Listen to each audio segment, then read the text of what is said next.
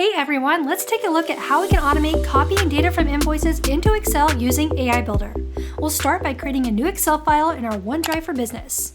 We'll define a few columns here like invoice ID, vendor, due date, and total amount, and then we'll make that into a table.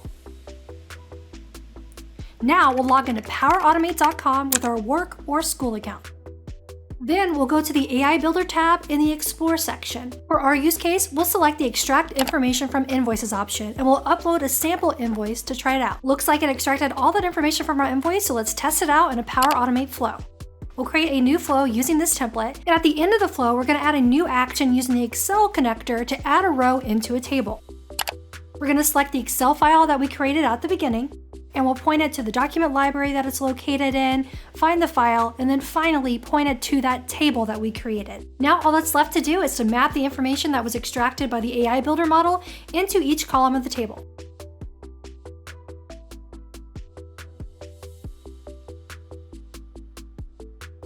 And that's all we need to do to configure the flow. Now it's ready for action. Now let's select Save and we'll test and pick one of the invoices.